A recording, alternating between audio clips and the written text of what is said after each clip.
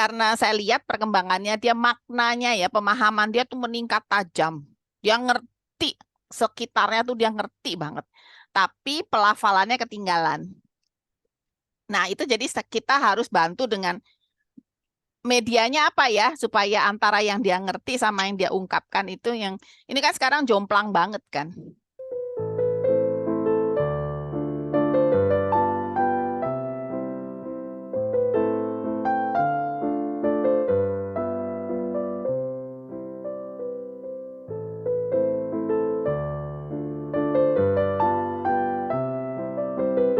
Selamat siang, Bu Ita. Siang, sehat ya? Sehat, Bu Ita. Alhamdulillah. Padahal sibuk banget ya. Gimana, Bu Ita? Padahal sibuk banget. Tahu aja, Bu Ita. Ya, bagus ya, sibuk iya, tapi sehat tetap, ya Amin. kan? Anak-anak kemana? Lagi di luar, Bu Ita. Di ruang tamu. Oh, ya, ya, ya. Disembunyikan ya.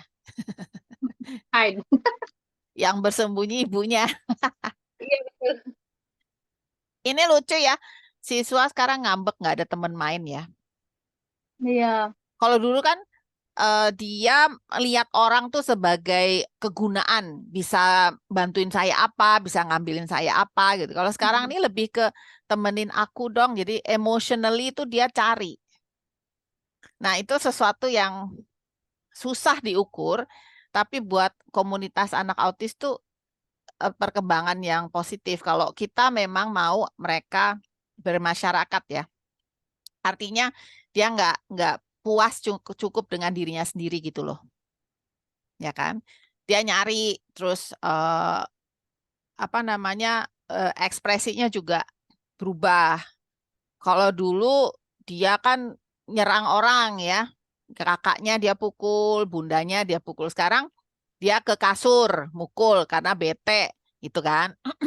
Nah, itu yang kayak gitu-gitu tuh, oh, dia bisa dibilangin, oh, dia bisa diajarin gitu. Terus apa? Nah, yang saya perhatikan juga dalam ceritanya Bu Niluh itu, dia banyak ekspresi, dia banyak Iya. mengungkapkan diri. Meskipun mungkin apa yang dia katakan itu belum mudah dipahami oleh orang lain karena lafalnya kan dia nggak bagus. Nah, artinya gini, eh, bisa dua kemungkinan. Yang satu, lafalnya kita coba kejar pakai terapi wicara karena mereka kan katanya lebih ngerti. Tapi bisa juga lafalnya sambil jalan kita perbaiki, tapi dia juga tetap diajarin baca tulis. Jadi ketika orang nggak ngerti, dia ngambil, dia nulis apa yang dia maksud gitu. Kayak misalnya nih si Iksan ya, dia pengen apa dan dia kan susah sekali ngomongnya. Terus dia kalau ngomong juga lafalnya nggak jelas. Jadi dia mengandalkan tulisan. Nah kalau Suwa sekarang di dalam keluarga, dia mengandalkan ucapannya, lafalnya, dia masih dapet.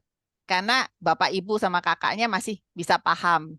Tapi kan kita nggak tahu ya nanti-nanti ya, entah dia bergaul di teman gereja, di tetangga, di saudara. Nah, itu dia tetap punya, ah saya tulis deh apa yang saya mau atau saya cari gambarnya gitu. Jadi orang mengerti apa yang dia ucapkan dengan bantuan gambar itu, gambar dan tulisan.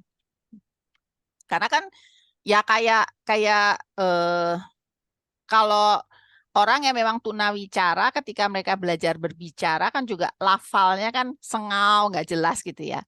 Nah, kalau si siswa dia persoalannya dia masih berproses untuk konsonan-konsonan tertentu kan. Udah gitu kadang-kadang dia suku katanya itu kayak dia mau bilang gigi, dia ngomongnya egi. Dia mau bilang bunda, dia ngomongnya ndah gitu kan. Nah, itu kalau orang-orang yang tidak terbiasa menyimak kan, ini ngomong apa sih gitu. Nah, saya nggak mau dia sampai ke level di mana dia berhenti berbicara karena orang tidak mengerti dia. Kan ada ya, oh, kayak kita nih belajar bahasa asing. Kita pronunciation-nya nggak bagus, terus kan kita jadi diem. Kita nggak pede. Karena orang nggak ngerti, kamu ngomong apa sih? Orang gitu kan. Nah, jadinya pastikan apa yang Bu Niluh ajarkan itu nggak jauh-jauh dari apa yang dia sehari-hari cari. Kayak kosakata yang dia diajak nulis itu. Kan sekarang ini makanan yang dia makan, dia baca. Nah, itu boleh ditulis tuh.